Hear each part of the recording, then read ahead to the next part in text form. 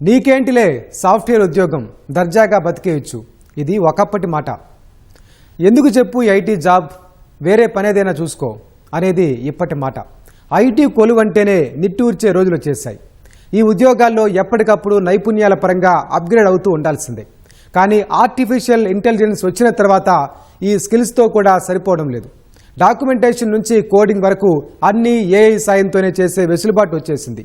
కొత్తలో ఇదంతా ఓ అద్భుతంలా అనిపించింది ఐటీ సంస్థలకు. రాను రాను ఏఐ ఉండగా ఉద్యోగులు ఎందుకనే ఆలోచనలు పడేలా చేసింది. ఆ ఆలోచనల ప్రభావమే ఇప్పుడు ప్రపంచవ్యాప్తంగా కొనసాగుతున్న లే ఆఫ్లు. పదులు వందలు కాదు, బడా సంస్థలు వేల సంఖ్యలో ఉద్యోగాలను తొలగిస్తున్నాయి.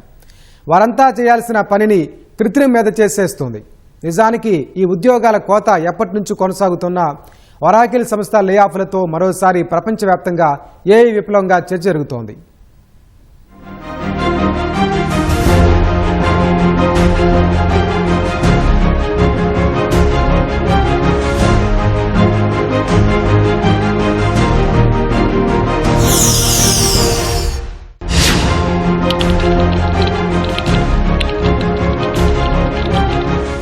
మార్చి 31 ఉదయం 6 గంటలు. వేలాది మంది ఉద్యోగులకు ఓ మెయిల్ నోటిఫికేషన్ వచ్చింది. దీని సారాంశం ఏంటంటే, సంస్థలో కొన్ని కీలక మార్పుల కారణంగా మీ రోల్ నుంచి మిమ్మల్ని తొలగించక తప్పడం లేదు. ఇవాళే మీ లాస్ట్ వర్కింగ్ డే. ఈమెయిల్ చూసిన ఎంప్లాయీస్ ఒక్కసారిగా కంగు తిన్నారు. నిజం చెప్పాలంటే ఇలాంటి వాటికి బహుశా వాళ్ళెప్పుడో ప్రిపేర్ అయ్యే ఉంటారు. ఒరాకిల్ సంస్థలో ఇటీవల జరిగిన పరిణామమిది. ఐటీలో ఇది సహజమే కావచ్చు, కాని ఎప్పుడైతే ఏఐ రంగప్రవేశం చేసిందో అప్పటినుంచి ఈ కోతలు గీతలు దాటుతున్నాయి. ప్రపంచవ్యాప్తంగా వేలాది మంది ఉద్యోగులను తొలగించేందుకు ప్లాన్ చేసింది ఒరాకిల్ కంపెనీ. దశల వారీగా 30,000 మందిపై ఈ ప్రభావం పడే అవకాశాలున్నాయి. ఈ ఒక్క వార్త అంతర్జాతీయంగా ఏ స్థాయిలో చర్చకు దారితీసిందో ప్రత్యేకంగా చెప్పనక్కర్లేదు. అంతకుముందు ఐటీ రంగంలో ఉద్యోగాల కోతలు లేవా అంటే ఉన్నాయి. కాని సంస్థ నష్టాల్లో ఉండడం వల్లో మరింకేదైనా కారణాల వల్లో లేఆఫ్లు జరిగేవి. ఇప్పుడు చీటికీ మాటికీ ఉద్యోగాల కోతలే. ఎందుకు అని అడిగితే నేరుగా కాకపోయినా పరోక్షంగా సంస్థలన్నీ చెబుతున్న కారణం ఆర్టిఫిషియల్ ఇంటెలిజెన్స్.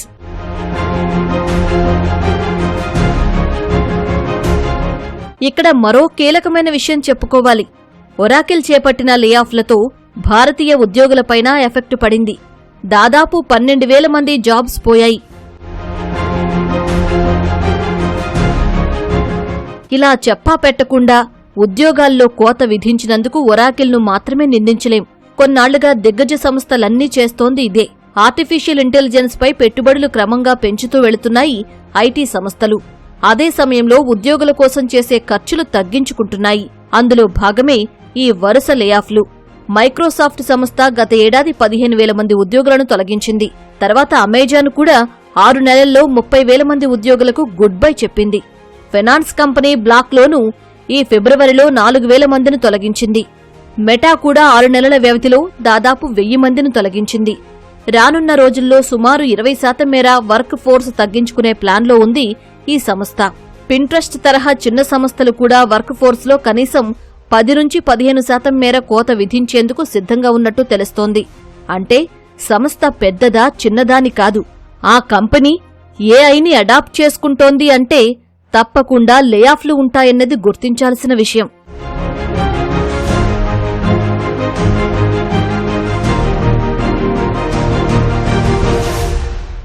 ఒరాకిల్ సంస్థ ఈ స్థాయిలో ఎందుకు లేఆఫ్స్ చేపట్టింది అని చూస్తే ముందుగా చెప్పుకోవలసిన కారణం ఒకటుంది. అదేంటంటే ఓపెన్ ఏఐ సంస్థతో ఈ మధ్యే ఒరాకిల్ ఓ డీల్ కుదుర్చుకుంది. ఈ ఒప్పందం విలువ $300 బిలియన్. క్లౌడ్ కంప్యూటింగ్ కోసం ఈ మొత్తం వెచ్చించనుంది. అయితే ఇంత మొత్తంలో పెట్టుబడులు పెట్టడం తలకుమించిన భారమనుకుంది కంపెనీ.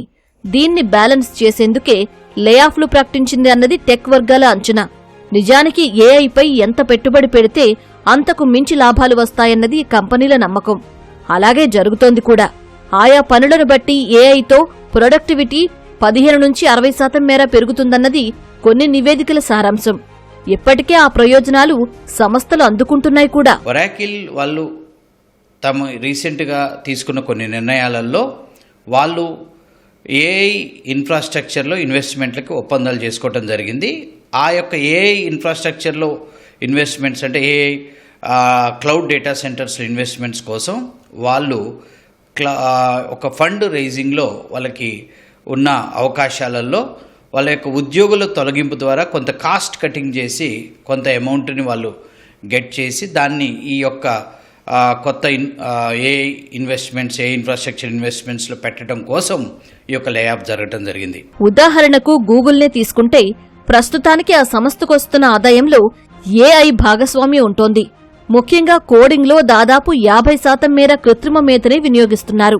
ఫైనాన్స్ కంపెనీ అయిన బ్లాక్ సంస్థలోనూ కోడింగ్ను ఆథరైజ్ చేసేందుకు 90% మేర పాక్షికంగా లేదా పూర్తిగా ఏఐ పైనే ఆధారపడుతోంది. ప్రతి కంపెనీ ఆటోమేషన్ అంటే మానవులకు సంబంధించిన పనులన్నీ తీసివేసి యంత్రాలు ప్లస్ ఏఐ ద్వారా దాని యొక్క పెట్టుబడులుగా మార్చుకుంటున్నాయి. రెండోది వచ్చి కాస్ట్ ఆప్టిమైజేషన్ అంటే వాళ్ళ యొక్క ఉత్పత్తులన్నీ ఏఐకి మార్చుకుంటున్నాయి. మూడోది వచ్చేసరికి ఏంటి, ఏఐలో ఇన్వెస్ట్మెంట్లు ఎక్కువ చేస్తున్నాయి. అంటే ఈ మానవ సంబంధించిన ఉద్యోగాలన్నీ తీసివేసి ఏఐ ప్లస్ యంత్రాలుగా మార్చుకుంటూ దానికి సంబంధించిన పెట్టుబడులన్నీ ఏఐ ఒక టీము పెద్ద టీముని తీసివేసి చిన్న టీముగా మార్చుకుంటున్నాయి. ఏఐ నేర్చుకోవాలి. ఈ ట్రెండ్ ఇది ట్రాన్సిషన్ ఫేజ్ అండి. 3 to 5 years ఇలానే ఉంటుంది. లేఆఫ్స్ పై సంస్థలు మరో కారణం కూడా చెబుతున్నాయి. కోవిడ్ సమయంలో ఐటీ రంగంపై గట్టిగానే ప్రభావం పడింది. వర్క్ ఫ్రం హోం ఇవ్వాల్సి వచ్చింది. ఆ సమయంలో ప్రొడక్టివిటీ పెంచుకోవడానికి కొన్ని సంస్థలు భారీగా రిక్రూట్మెంట్స్ చేసుకున్నాయి. టెక్ వర్గాలు దీన్నే ఓవర్ హైరింగ్ అని విశ్లేషిస్తున్నాయి. ఆ భారాన్ని తర్వాతి కాలంలో పలు సంస్థలు దించేసుకున్నాయి. ఎప్పుడైతే ఏఐ వచ్చిందో అప్పట్నుంచి ఇదో సాకుగా చూపించి ఉద్యోగుల సంఖ్యలో కోత పెడుతూ వస్తున్నాయి సంస్థలు. ఇక్కడ మరో కోణం కూడా ఉంది. ఏఐ అనేది ఇప్పుడు ప్రపంచమంతటినీ శాసిస్తోంది. ఇలాంటి సమయంలో ట్రెండ్కు తగ్గట్టు టెక్నాలజీని అడాప్ట్ చేసుకోకపోతే రేసులో వెనకబడిపోతామని భావిస్తున్నాయి కంపెనీలు. ఏఐ పైన ఎంత పెట్టుబడులు పెడితే అంతగా సంస్థ అప్డేట్ అవుతున్నట్టుగా మార్కెట్లో సానుకూల ప్రభావం ఉంటుంది. స్టాక్స్ పైన ఆ ఎఫెక్ట్ గట్టిగానే కనబడుతోంది. అందుకే ఇంతగా ఏఐ మంత్రం జపిస్తున్నాయి టెక్ సంస్థలు. రెగ్యులర్ గా చేసే టాస్క్ ని ఏఐ రావడం వల్ల ఏంటంటే ఆటోమేషన్ చేస్తుంది. సో దానివల్ల మనం రెగ్యులర్ గా డైలీ చేసే ప్రాజెక్ట్ లో ఏఐని ఇంక్లూడ్ చేయడం వల్ల టైం సేవింగ్ అవుతుంది, plus cost of like sales అనేది ఇంక్రీజ్ కూడా జరుగుతుంది అనమాట. జస్ట్ ఇది ఒక వేకప్ కాల్ కింద, అంటే ఇలా జరుగుతుందని కాదు, ఒక హెచ్చరిక కింద భావించవచ్చు. సో అప్ స్కిల్ అవడం వల్ల మనకి ఫ్యూచర్ లో మనకి ఎఫెక్ట్ అవ్వదు. AI related courses like data engineering, machine learning, AI architecture ఇవన్నీ నేర్చుకోవడం వల్ల ఇప్పుడు ఫ్యూచర్ అనేది లైక్ బాగుంటుందని ఏ రిలేటెడ్ కోర్సెస్ ఉంటాయి. Junior developers, help desk, manual QA testers, system admins లాంటి ఉద్యోగాలు ఎక్కువగా ఎఫెక్ట్ అవుతున్నాయి. ఈ పనులు చేసేందుకు agentic AI, low code tools అందుబాటులోకొచ్చాయి. ఇవి basic coding, debugging, ticket resolution లాంటి పనులన్నీ చేసి పెడుతున్నాయి. Customer service, call center agents, telemarketers లాంటి పనులను ఏఐ చేసేస్తుంది. అంటే ఈ పనులు చేసే ఉద్యోగులందరినీ తొలగించి ఏఐ వినియోగిస్తే ఆ మేరకు సంస్థకు ఖర్చు ఆదాయినట్టే లెక్క. కొన్ని అంచనాల ప్రకారం ఎంట్రీ లెవెల్ వైట్ కాలర్ ఉద్యోగాల్లో 2030 నాటికి 50% మేర కోతపడే అవకాశాలున్నాయి. ఆ సమయానికి సంస్థలన్నీ ఏఐని పూర్తి స్థాయిలో అడాప్ట్ చేసుకోనున్నాయి. కస్టమర్ సపోర్ట్లో ఏఐ ఏజెంట్స్తో గంటకు 13.8% మేర ప్రొడక్టివిటీ పెరుగుతోందని కొన్ని సంస్థలు లెక్కలతో సహా చెబుతున్నాయి.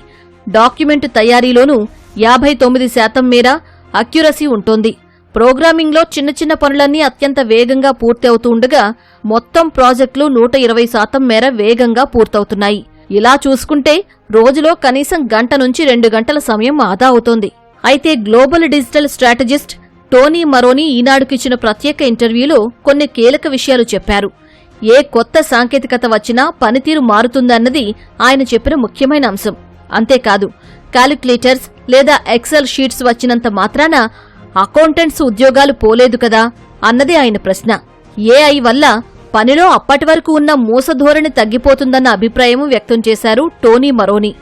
ఏఐ మోడల్స్ తయారు చేసే వారికి, డేటా సైంటిస్టులకు, వ్యాపారంలో ఏఐని సరైన విధంగా వాడడం తెలిసిన వారికి ఖచ్చితంగా డిమాండ్ ఉంటుందని తేల్చి చెప్పారు.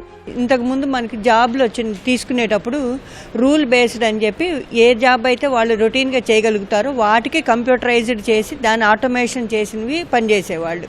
అంటే ఆ జాబ్ చేయాలి అంటే ఆ స్కిల్ ఒక్కటి నేర్చుకొని ఆ జాబ్ చేస్తే సరిపోయేది. ఇప్పుడు ఏమవుతుంది అంటే అలాంటి జాబ్ రిపీటెడ్గా సేమ్ జాబ్ సేమ్ ప్రాసెస్ రోజు చేసేవి ఏవైతే ఉంటాయో వాటిని ఏఐ ఉపయోగించి ఇంకా బెటర్గా చేయడానికి, ఫాస్ట్గా చేయడానికి ఉపయోగపడుతుంది. దీనివల్ల మనకి రొటీన్గా చేసే జాబ్ తగ్గినాయి కానీ డేటా ఎంట్రీ జాబ్స్ కానీ అలాంటివి రొటీన్గా చేసేవి, క్లరికల్ పోస్టులు కానీ అలాంటివి తగ్గుతాయి కానీ జనరల్గా టెక్నికల్ స్కిల్ నాలెడ్జ్ ఉన్న పోస్ట్కి ఎప్పుడూ కూడా మనకి ఇబ్బంది జరగదు. ఏఐ వల్ల ఉన్న ఉద్యోగాలు పోవడంతో పాటు కొత్త ఉద్యోగాలు వస్తాయని మరెందరో విశ్లేషకులు కూడా చెబుతున్న మాట. Prompt engineers, interaction designers, AI coding, research agents, data engineers లాంటి రోల్స్కు డిమాండ్ పెరుగుతోంది. ఈరోజు వస్తున్నటువంటి ఏఐ టూల్స్, అదేవిధంగా ఆటోమేషన్, డేటా ఎంట్రీ లాంటి అనేక విషయాలలో ఈ మనుషుల మీద ఆధారపడకుండా, మనుషుల లేబర్ మీద ఆధారపడకుండా మిషన్లు ఉపయోగించాలనేటువంటి ప్రయత్నం జరుగుతున్నాయి. దాంతో లక్షలాది మంది ఉద్యోగాలు కోల్పోతామనేటువంటి భయం ఉన్నది. ఒక పక్క దీని ద్వారా ఉద్యోగాలు కూడా కల్పించేటువంటి పరిస్థితి. ఇవాళ ప్రాంప్ట్ ఇంజనీరింగ్ కావచ్చు, డేటా ఎంట్రీ కావచ్చు, రకరకాలైనటువంటి కోర్సులు, సైబర్ సెక్యూరిటీ కావచ్చు, ఇలాంటి వాటిలల్లో AI tools, AI supporting system తోటి కొత్త ఉద్యోగాలు పొందే అవకాశం ఉన్నది. ఈ మధ్య ఏఐ స్టిచ్చర్ అనే రోల్ పైన చర్చ జరుగుతోంది. ఓ ప్రాజెక్ట్ ప్రాథమిక డిజైనింగ్ నుంచి పూర్తయ్యే వరకు మల్టీ టాస్కింగ్ చేయడమే ఈ ఏఐ స్టిచ్చర్ బాధ్యత. రకరకాల ఏఐ టూల్స్ ను సమన్వయం చేస్తూ ఇలా మల్టీ టాస్కింగ్ చేయాల్సి ఉంటుంది. ఓ రకంగా ఇప్పుడున్న ట్రెండ్కు తగ్గట్టుగా ఏఐపై పట్టు సాధించి ప్రత్యేక కోర్సులు చేస్తూ అప్గ్రేడ్ అయితే తప్ప ఉద్యోగానికి భరోసా లేని పరిస్థితి. ఇప్పటికే వేలాది మందిపై ప్రభావం చూపిస్తున్న ఏఐ రాను రాను ఇంకెంత పని చేస్తుందో.